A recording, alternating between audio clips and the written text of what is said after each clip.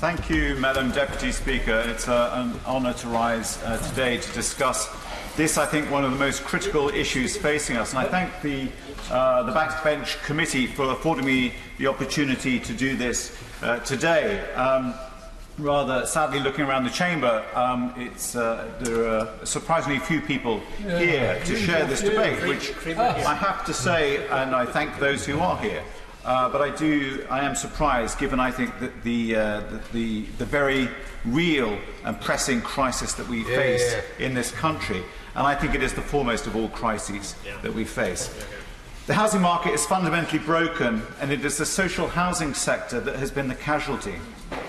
The result, homelessness is up 50%, and rough sleeping has risen 160% since 2010. Elsewhere, hundreds of thousands of people are living in homes that are not fit for human habitation.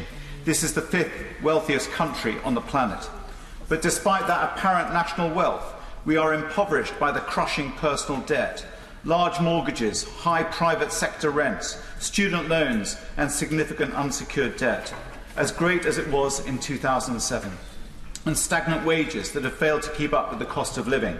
No wonder then that the UN rapporteur observed a country in crisis where the social fabric was not just frayed at the edges, but badly torn. This week marks the 2nd anniversary of the terrible tragedy of the Grenfell Tower fire, and we are reminded of how recent and current policy on social housing has failed and continues to fail our society. So how is it that the market and the policies that govern that market are not delivering the much-needed housing?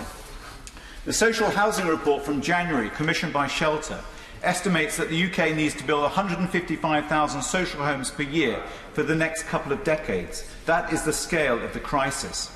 So if good housing is fundamental to the quality of our lives, why is it that this is not the basis for everything in our society?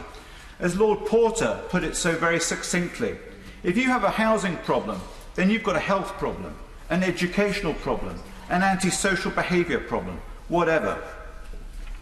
It is clear that we need to reset the market and restore the principle that a decent home is a right owed to all, not a privilege for the few. I will indeed give way. I thank my honourable friend for giving way. Does he agree with me that in constituencies like mine in Bristol North West, where it's getting more and more expensive to either rent or to buy, that the market has failed, and therefore we need to build council houses that people have the security to live in for their families, including for accessible housing, where we have more and more people with disabilities that can't find homes too? I thank my honourable friend for his intervention. He makes an incredibly important point, and it is something I'll come on to, and I am particularly familiar with his constituency, and I know just how so many areas of our country have seen such significant high house price inflation, which is pricing out young people, but also pricing out a lot of people who would ordinarily want to stay in those communities. And it is something that needs to be urgently addressed through social housing. 12 months ago, I was fortunate to meet a former soldier at one of my Saturday surgeries. He was back in his hometown of Warwick, having been discharged from the army and had served 10 years' service. A veteran of several tours, Soldier Y found himself searching desperately for a job and for a home, and was not in a good place himself. He was really struggling. He had been diagnosed with and was clearly suffering from post-traumatic stress disorder. But Soldier Y was sofa surfing. Until relatively recently, it had been possible for him to access one of the hostels provided by Warwickshire County Council. But the cuts since 2013 have resulted in a huge drop in capacity. Places such as Beecham House in Warwick are no longer available to him. I mentioned Soldier Y, but I could have spoken about any of the dozens of people I've met since my election in 2017, all of them desperate for help in resolving their own housing situations. On that point, will my honourable friend give way? I will indeed give way. I'm very grateful to my honourable friend for giving way on that point, and I would like to thank him for securing this debate with my honourable friend from Stroud, and to agree wholeheartedly with him about the need for a major council house building programme. The particular point that I would like to raise is the need for much greater funding for local authorities to build council houses. In my area of Reading, there has been an ambitious programme to build council houses within the limited scope of the funding that's available. But what is clearly needed is more funding. We actually have an excess of brownfield land in Reading. It's a former light industrial town. We have enough brownfield to build all the houses that are needed till 2036. And I understand from other colleagues that many other boroughs and towns and cities around the country face a similar situation where former industrial or other land is available, yet there isn't the funding for local authorities to build. Does he agree with me that that should be a priority for this government? I thank my honourable friend for his intervention. He makes yet another important point. And it is absolutely about the cost of providing and also of land and how authorities are enabled, facilitated to be able to do this. But it is the most pressing issue, as I say, of our time. And that's where government policy should be looking to help our local authorities. Actually, at one of the meetings that, of the Parliamentary Campaign for Council Housing, I co-chair with my honourable friend, the member for Stroud, Lord Porter made it clear that, in his view, all of the bad things in our society stem from bad housing. And the best way to fix any of those problems is to make sure, as a fundamental, that everybody's got safe, secure, decent housing. Yeah. I couldn't agree with him more. You know, you only have to walk down the parade in Leamington Spa, or I'm sure any of the high streets across the country, and you will see some of the casualties of this crisis. Rough sleepers curled up in our doorways, or sitting at street corners crying out for help, but asking for loose change. Desperately trying to create personal order out of social disorder. Inevitably, there will be an ex-forces person among them. But no matter, they are all one community now. Surely Civvy Street wasn't meant to be this uncivilised, and for an ex-soldier, this ungrateful. To understand how we've got here and where we need to go, it's worth briefly considering the past and how times have changed. You know, had Soldier C been lucky enough to have been returning from the First World War rather than from Afghanistan 100 years on, he had been greeted by the then Prime Minister's promise of homes fit for heroes. Lloyd George recognised the importance of social provision, and that because house building was going to be difficult, it was only through subsidies that local authorities would be able to afford to deliver them. His progressive social and local authority approach kick-started the sector and resulted not just in the growth of housing supply, but improved standards in all new homes. But it was actually following World War II when the council house really arrived. The Enlightened administration strove to deliver them, and none more so than the Attlee government, which, despite the ravages of war and the shortage of materials, managed to build more than 1 million new homes to replace many of those destroyed.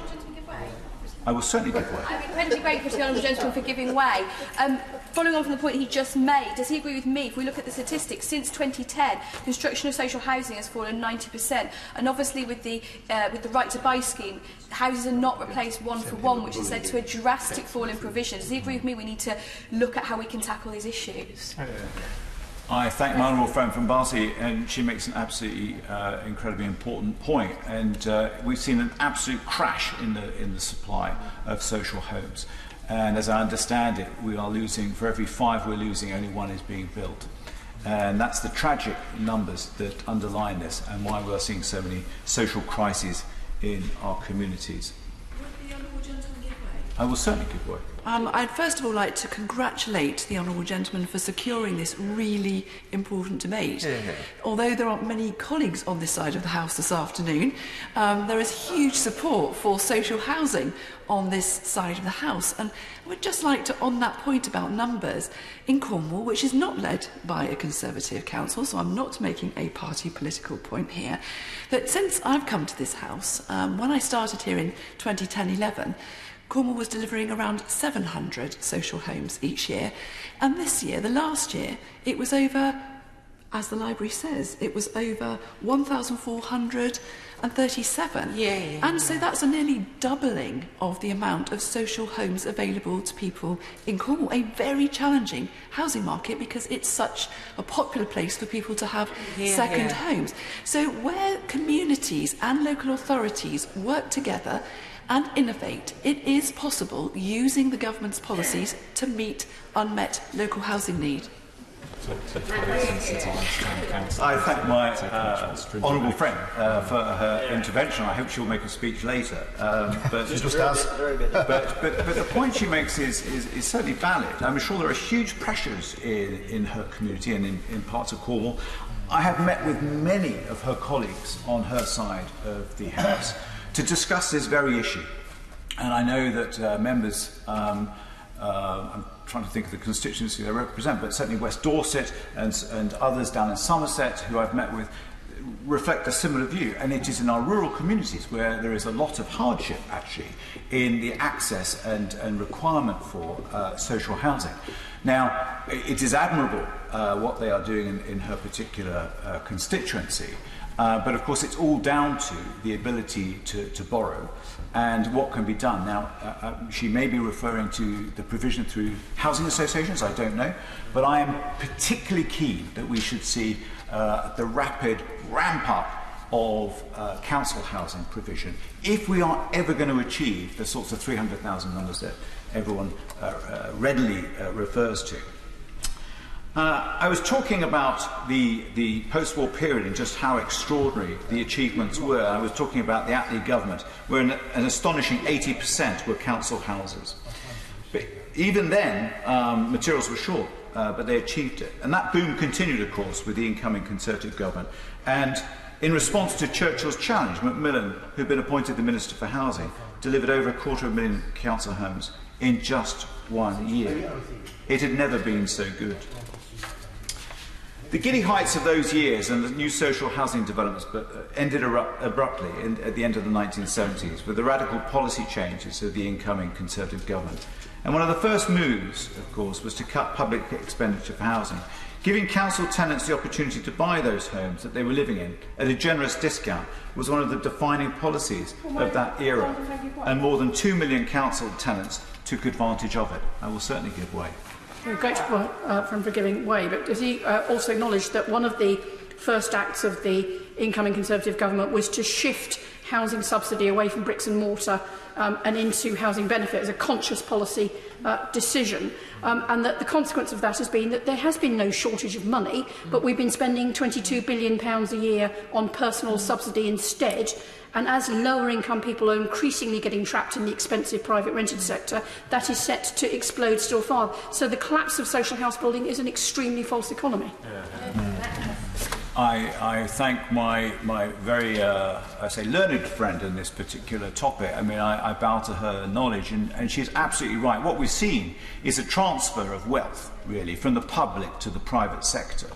And all that budget, well, a big chunk of that budget has actually gone into private pockets as opposed to into public assets. And that's what we should be striving for. And that is the ambition behind this motion. That period was a watershed, I believe, because it developed our unhealthy obsession with housing and a dependence on the fortunes of the private sector to satisfy it. Rising house prices were all the talk in the pub. They became the nation's conversation, fueled by the press and an insatiable media seeking feel-good stories, helped along by the government of the day. It seemed an impossibly good driver of the economy. Those who had capital and had a good wage could buy a place. And through the sell-off of council houses, those fortunate enough to access to money could bag a bargain. What was not to like? Perhaps most striking was the impact on young people, who rapidly realised the possibility of ownership was drifting away from them. Data shows that at the age of 27, those born in the late 1980s had a home ownership rate of 25%, compared with 33% for those born 5 years earlier in the decade, and 43% for those born 10 years earlier in the late 1970s. In hindsight, and maybe for some of us in between, the excess of the heady 80s, 90s and noughties,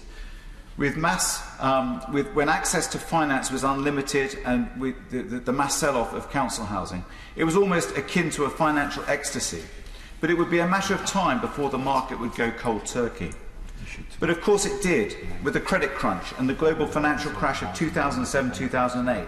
And at the core of that financial disaster was over-leveraged debt and bad property debt. Lending had reached unsustainable levels. To the present day then, and housing has become simply too expensive, ridiculously so against relatively flat incomes. The average house price in my constituency is £285,000, 20% more than the average in England and Wales. Supply has been constrained for decades, but now the wrong housing is being built in the wrong places, and it is unsustainable. It is increasingly the case that people are being driven out of the communities that they work in, such as in my constituency of Warwick and Leamington, and that threatens the local economy. Though average salaries are greater than the average for England and Wales, they're only 10% higher, so an absolute differential of 10% versus average house price. Put another way, the ratio of house price to wage is 9.2. For England and Wales, it is 8.0. Despite all this, however, in the past 4 years, the Council has only built 8 social homes. Soldier Y is not just an individual. He is the victim of a systemic problem in our housing provision. The market is no longer the right word, and that's why we need to reset the sector. Yes, the government has set its ambition of building 300,000 homes, but it is falling way short, with just 223,000 built last year, despite the numbers being distorted by the permitted development of office blocks that are wholly unsuitable to long-term or family accommodation. And while 47,000 new affordable homes were delivered in 2017-18, 57% were for affordable rent, 23% for shared ownership, and just 14% for social rent. And for many people, affordable rents are no longer affordable, given that in reality they can be set at up to 80% of market rates. But most concerning is that the government has no target for social rented housing. Madam Deputy Speaker, as I said at the outset, Shelter's Commission on Social Housing estimates that 3.1 million homes need to be built in the next 20 years if we to arrest this crisis. And that's an average of 155,000 a year. But it would only cost £10.7 billion per year. But just 6,500 homes were built last year, and at that rate only 130,000 would ever get built over a 20-year period, or just 4%. We could afford to do that. According to Shelter's report provided by the New Economics Foundation, we currently spend £21 billion on housing benefit annually, money that is going more often than not to private landlords, as I was saying just a moment ago. And instead what we've seen is a massive increase in private rental sector, insecure tenancies and fees scandals, rogue landlords and too little agency involved in the enforcement among local authorities. So what needs to be done? Well, I want to see a radical reconstruction of our communities. In Tuesday's debate, the Minister suggested that it's a complicated landscape, but I'm afraid I have to disagree. We have made it complicated by yielding to market interests and failing to regulate in the interests of our people and in our communities.